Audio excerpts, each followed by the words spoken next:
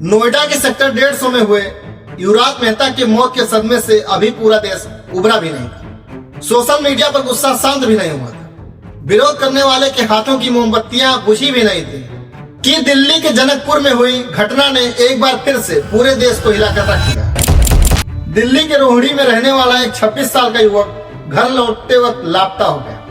तमाम छानबीन और तलाश के बाद पता चला कि वह जनकपुरी के जल बोर्ड के द्वारा खोदे गए गड्ढे में बाइक समेत गिर गया और उसकी मृत्यु हो गई। इस घटना के बाद मन में डर बैठ गया है कि अगली बार जब हम घर से निकलेंगे तो क्या हम घर वापस सही सलामत आ पाएंगे, क्योंकि प्रशासन ने तो ठान लिया है कि आप एक घटना के सदमे से नहीं उबरेंगे और दूसरी घटना हाजिर कर दी जाएगी। जिस तरीके की लापरवाही इन दोनों घटना में रही है वह क्षमा करने योग्य नहीं, ना ही कोई बैरिकेटेड और ना ही कोई इंडिकेटर, क्योंकि प्रशासन के नजर में तो हम लोग सिर्फ एक नंबर है। उन्हें कोई फर्क नहीं पड़ता कि हम लोग जीवित रहें या मरे। एक 26 साल का लड़का ऑफिस खत्म करने के बाद शाम के वक्त घर लौट रहा, लेकिन उसे भनक भी नहीं था कि वह जिस रास्ते पर निकला है वह रास्ता उसे मौत की तरफ ले जाए। वह उस 20 फीट गड्ढे में जाकर गिर गया। आप सोच सकते हैं गड्ढे में गिरने के बाद वह बेचारा क्या कर रहा होगा, उसके ऊपर क्या बीत रही होगी। चीख रहा होगा, चिल्ला रहा होगा, रो रहा होगा और गड्ढे से निकलने की कोशिश भी कर रहा होगा। लेकिन इस नाकाम प्रशासन में समय से मदद न मिलने के कारण उसकी मौत हो गई। उसकी उस चीख को प्रशासन की बाहरी दीवार कहां सुन पाती। प्रशासन को कहां फर्क पड़ रहा है कि आप जीवित हैं या मर रहे हैं। उन्हें तो बस आपका वोट चाहिए। अगर भारत के नेताओं को जनता से वोट न लेना होता तो यह लोग खुद तलवार लेकर निकलते और एक एक का सर कलम करते निकल जाते, या फिर उन्हें तलवार लेकर ही तो निकलना। ऐसे ही 100-200 मौत का कुआं खोद दें और हम और आप जैसे लोग इसी युवक की तरह उस गड्ढे में गिरकर आराम से दम तोड़ देंगे। मुझे एक बात समझ में नहीं आ रही है, क्या ऐसे गड्ढे को खोदने के बाद खुला छोड़ दे वक्त किसी अधिकारी को जरा भी डर नहीं लगता? उन्हें जरा भी चिंता नहीं होती कि इससे अनहोनी भी हो सकती है? क्या उनके दिमाग में एक भी बार नहीं आता कि ऐसे गड्ढे खुले छोड़ जाने पर कोई इंसान इसमें गिर सकता है और उसकी मौत हो सकती है? किंतु उन्हें क्या ही फर्क पड़ेगा, वह तो पीड़ित की गलती ढूंढकर कोई ना कोई कभी निकाल देंगे। किंतु इस घटना में उन्हें यह भी मौका नहीं मिलने वाला, क्योंकि जो तस्वीर निकल कर आ रही है उसमें यह बेचारा हेलमेट पहनकर बाइक समेत उस गड्ढे में गिरा है।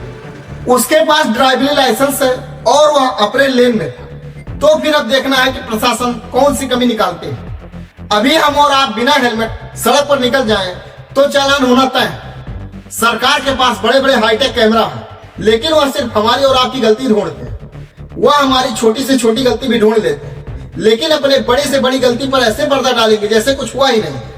अब इसके बाद क्या होगा? सरकार पीड़ित के घर वालों को मुआवजा देगी और उनका मुंह बंद करवा देगी।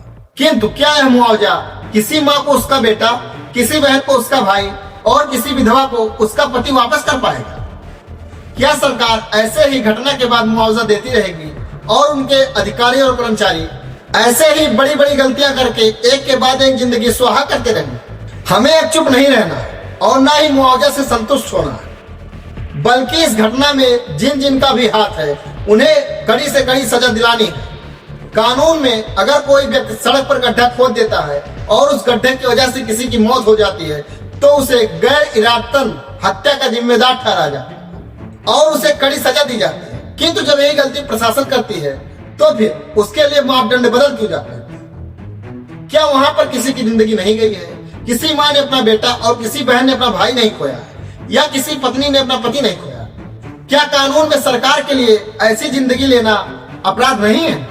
हमारी मांग यह है कि इस घटना में जो भी अधिकारी और कर्मचारी की गलती है उन्हें वही सजा मिलनी चाहिए जो एक आम इंसान को गैर इरादतन हत्या की सजा दी जाती है, क्योंकि मुआवजा सिर्फ इसका समाधान नहीं है।